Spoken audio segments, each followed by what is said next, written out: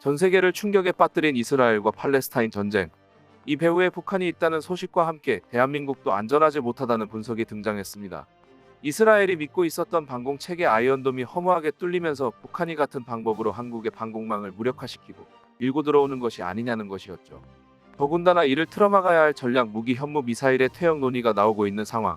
하루아침에 난장판이 된 이스라엘의 모습을 한국에 겹쳐보는 목소리가 불거지고 있는데요. 그러나 이러한 불안감을 단번에 종식한 무기가 등장하면서 한국의 저력을 다시 한번 보여줬습니다. 이스라엘과는 전혀 다른 방식으로 로켓포 공격을 막아내겠다는 취지였는데요. 그래도 이번에 뚫리기 전까지는 95%가 넘는 요격률을 보여줬던 아이언돔을 상대로 한국이 일종의 도전장을 내민 셈이라 놀랍다는 반응이 많았습니다. 그 정체가 무엇이고 어떤 성능을 갖췄는지에 대해 지금부터 자세하게 설명해 드리겠습니다. 이스라엘이 자랑하던 아이언돔. 실전을 거치며 쌓은 노하우를 통해 현존하는 가장 강력한 방공 체계로 꼽히는데요. 그 대단하다는 미국도 아이언돔을 삭한 사례가 있고 이스라엘과 비슷한 위협에 노출되어 있는 한국도 도입을 논의한 적이 있었습니다. 그러나 이번에는 하마스의 공격을 막아내지 못하며 무력한 모습을 보였는데요. 과거 하마스의 로켓 공격을 모조리 막아내며 완벽한 방어를 자랑했던 아이언돔. 그러나 이번 28 전쟁에서는 그 효용을 완전히 잃어버렸습니다. 하마스도 이스라엘과의 오랜 마찰로 아이언돔에 대한 실전 경험을 많이 쌓았고 이를 바탕으로 대비를 철저히 한 결과 파회법을 찾은 것이었죠. 아이언돔의 요격 시스템의 원리는 레이더를 이용해 로켓 발사를 감지한 뒤에 로켓 탄두의 궤적을 분석해 낙하 지점을 예측하는 것입니다. 로켓이 인구 밀집 지역으로 떨어진다고 여겨지는 경우 요격 시스템이 작동합니다. 이 방식은 과거 요격률이 95.6%에 달할 정도로 잘 먹혔고 한동안은 하마스가 쏜 미사일을 완벽하게 막아낼 수 있었죠. 하지만 요격 미사일의 개수가 대당 20발씩밖에 되지 않는다는 것이 치명적인 단점으로 작용했습니다. 20발을 다 쓰고 다시 미사일을 채워 넣는 동안 지속적인 폭격을 가하면 아무리 요격률이 높은 시스템이라도 허점이 생기는 것이죠. 그래서 압도적인 물량으로 아이언돔을 뚫자는 것이 하마스의 생각이었습니다. 아이언돔이 레이더를 가동해 미사일을 막으려고 해도 전방위에서 쏘아대는 미사일을 전부 막는 것은 불가능. 예상을 훨씬 뛰어넘는 물량에 이스라엘은 당황했습니다. 부랴부랴 미국이 이스라엘 영공 방어를 위해 자신들이 사갔던 아이언돔 포대 2대를 지원하기로 결정하며 이스라엘 국경 지대에 아이언돔을 추가로 보충했으나 이미 엎질러진 물. 아이언돔의 불패 신화의 금이 간 지금 이스라엘은 아이언돔만 믿고 있을 수가 없게 되었습니다. 한편 이스라엘의 아이언돔을 본따 한국형 아이언돔을 개발하자는 주장도 있었던 만큼 한국 역시 이번 28 전쟁을 주목할 수밖에 없었는데요. 이렇게 허무하게 뚫린다면 한국형 아이언돔 개발을 진행할 필요가 있냐는 주장까지 등장했습니다. 비싼 돈을 들여도 쉽게 뚫릴 수 있는 요격 체계면 차라리 다른 곳에 돈을 투자하는 것이 더 낫다는 주장이었죠. 게다가 이번 28 전쟁에서 한국의 간담을 서늘하게 하는 충격적인 정황이 등장했습니다. 바로 하마스의 무기와 더불어 전술까지 북한이 배후에 있다는 주장이었습니다. 미국의 북한 전문 매체 38로스는 과거 북한의 행적을 조명하며 이번 28 전쟁에서 북한이 중요한 돌파구가 되었다는 사실을 지적했습니다. 과거 북한은 레바논 무장정파인 헤즈볼라에 1980년대부터 군사훈련을 제공한 사실이 드러난 적이 있습니다. 2000년 이후로는 북한 교관이 헤즈볼라에 파견되어 이들에게 지하 벙커를 짓는 법을 훈련시킨 일이 드러나기도 했습니다. 헤즈볼라와 대놓고 규합하고 있는 하마스 역시 북한에게 지원을 받았을 가능성이 높은데요. 이미 2014년에 하마스가 북한의 군사 원조를 구한 사실도 있었던 만큼 이번 이스라엘 공략에 북한의 전술이 활용된 것은 거의 기정사실입니다. 그리고 하마스가 이스라엘 침공에 활용했다고 스스로 공개한 땅굴은 이러한 의혹을 확신으로 바꾸는 결정적 증거였죠. 이처럼 너무나도 많은 증거 때문에 한국 입장에서는 28 전쟁을 남일처럼 보기가 어려워졌습니다. 북한 역시 하마스와 똑같은 방식으로 한국의 첨단 방어망을 뚫고 침투할 수 있다는 이야기이기 때문이죠. 더욱 골치 아픈 건 하마스가 가지고 있는 화력 수준보다도 북한이 보유한 화력 수준이 높다는 점인데요. 하마스가 이용한 가삼 로켓에 대응하는 북한의 무기는 바로 장사정포입니다. 북한군의 주력 장사정포는 1000여 문 이상의 DMZ 인근에 배치되어 있고 340문에 달하는 170mm 자주포와 240mm 방사포가 수도권을 직접 겨냥하고 있다고 알려져 있죠. 시뮬레이션상 전쟁이 일어났다고 가정했을 때 북한이 작정하고 수도권에 포를 쏘았을 경우 1시간 안에 대략 16,000발을 쏟아붓는 것이 가능합니다. 설사 한국이 한국형 아이언돔을 완성해 수도권에 배치한다고 해도 이스라엘과 마찬가지로 요격할 요격 미사일 수가 부족하다면 무용지물일 것입니다. 심지어 하마스처럼 북한의 특수부대원이 패러글라이더를 사용해 주요 지점에 침투하기라도 한다면 요격 시스템을 제대로 가동조차 못하는 상황이 벌어질 수 있습니다. 이처럼 심리전과 특수작전이 병행된다고 하면 이번 전쟁에서 이스라엘의 피해는 곧 남침 상황 시 한국이 입을 수 있는 피해라고 볼 수 있습니다. 많은 이들이 이를 걱정하며 대책을 마련해야 한다고 주장했습니다. 각계각층에서 북한의 위협에 맞서 한국군이 준비해야 할 것이 많다는 비난이 쏟아졌죠. 그런데 이러한 비난 여론을 마치 예상이라도 한 것처럼 한국에서 놀라운 물건이 등장했습니다. 그 주인공은 바로 전술지대 지휘도무기 KTS-SM3였습니다.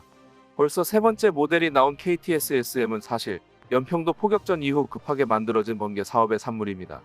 북한 장사정포 진지는 일부 지하화되어 있는 갱도 진지인데 이들이 로켓을 쏘고 땅 밑으로 숨어버리면 일반적인 포격으로는 잡을 도리가 없으니 맞춤형 원점 타격 무기를 만들기로 한 것입니다.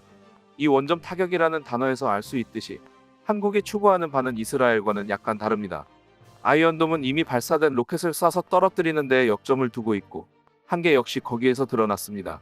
한국은 이와 달리 애시당초 북한이 뭘 해보기도 전에 도발 원점을 쓸어버릴 작정입니다. 그래서 KTS-S의 몬의 경우 구조물 파괴에 특화된 열압력 탄도를 탑재하고 있죠. KTS-S의 몬은 올해 초 놀라운 성능을 실사격을 통해 보여주었습니다. 품질 인증 사격 시험이 공개된 것인데 여기에서 두 번 쏜 탄두가 정확히 같은 지점에 또 떨어지면서 믿기 어려운 정밀도를 보여준 것이죠. 후속작인 KTS-SM2는 탄두를 고폭탄으로 교체해 갱도 진지보다 더 중심에 있는 적 지휘소, 비행장, 방공망 등을 파괴하는 역할을 맡았습니다. 그리고 전작과의 또 다른 차이점은 견인형 포드가 아닌 천무의 발사대를 사용할 수 있게 되었다는 점이었죠. 마침 천무에 통합했겠다. 한국은 내친 김에 천무랑 패키지로 KTS-SM2는 수출까지 했습니다. 폴란드에 수출된 천무, 호마르K에 얹어준 것이죠. 여기서 멈추지 않고 한국은 KTS-SM의 세 번째 모델을 개발하는 계획까지 공개했습니다. 전작인 KTS-SM2를 더욱 개량하는 것이 목표인데요. 우선 유도탄을 훨씬 대형화시킬 예정으로 활용면에서 큰 폭으로 개선되는 효과를 기대할 수 있을 것으로 보입니다. 유도 성능 역시 발전시킬 예정이며 사정거리는 기존 180에서 290km에서 소폭 늘려 300km를 달성할 것이라고 밝혔습니다. 또한 발사 차량을 천무에서 현무 미사일용 이동식 발사 트럭으로 바꿀 예정으로 보이는데요. 여기서 의문점이 발생합니다. 현무용 발사 차량을 사용하게 되면 그 전에 쓰던 현무는 어떻게 되냐는 것입니다. 결론부터 말하자면 KTS-SM3는 현무 미사일의 역할을 일부 계승 대체하게 될 것입니다. 현무5가 공개되고 현무6이 개발 중인 상황에서 현무1은 이미 전량 퇴역했고 현무2도 슬슬 퇴역 시기가 가까워지고 있습니다.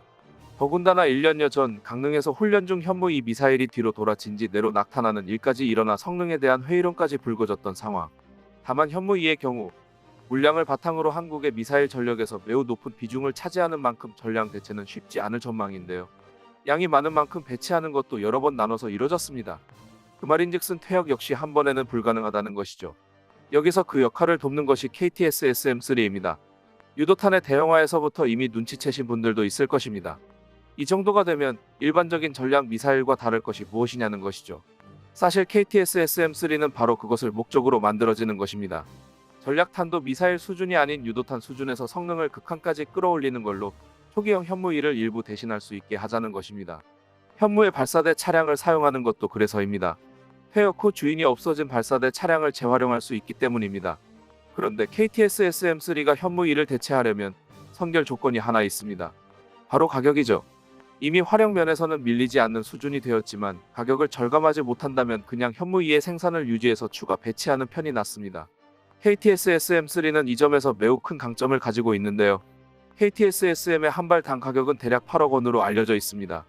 현무2가 약 40억 원에 해당하는 만큼 5분의 1에 불과한 저렴한 가격입니다. 이를 바꿔 말하면 같은 예산으로 KTS-SM3는 5배를 더 뽑을 수 있다는 것이죠. 미사일 전력에만큼은 진심인 한국. 현무2가 퇴역한다고 해서 미사일 예산을 삭감할 리는 없습니다.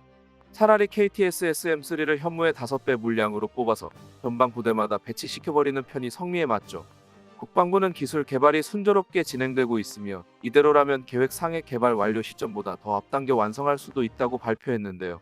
북한의 장사정포를 훨씬 저렴하게 무력화할 수 있는 무기를 한국이 찍어낼 수도 있게 되는 상황입니다. 만약 KTS-SM이 지속적으로 개량된다면 폴란드의 사례와 같이 다른 국가들에서도 러브콜이 올 수 있습니다. 보통이라면 미사일과 같은 전략 무기는 거래의 대상이 되지 않습니다. 국방력과 국방기술의 결정체인 만큼 이걸 판다는 것은 안보와도 직결되는 문제이기 때문입니다. 하지만 한국은 전략 미사일이 아닌 유도탄의 수준에서 거의 미사일급의 성능을 만들어버렸죠. 사실상의 전략 무기를 수출하는 국가가 되는 것인데요. 한국 같은 고도의 미사일 기술을 갖추지 못한 국가들에게는 군침이 도는 이야기가 아닐 수 없습니다. 이런 강점을 바탕으로 장차 K방산의 또 다른 효자 품목이 될 수도 있겠는데요. 앞으로 KTSSM이 다른 방산 무기와 함께 한국을 빛내는 자랑스러운 무기가 될 수 있기를 기원해 보겠습니다. 끝까지 시청해주셔서 감사합니다.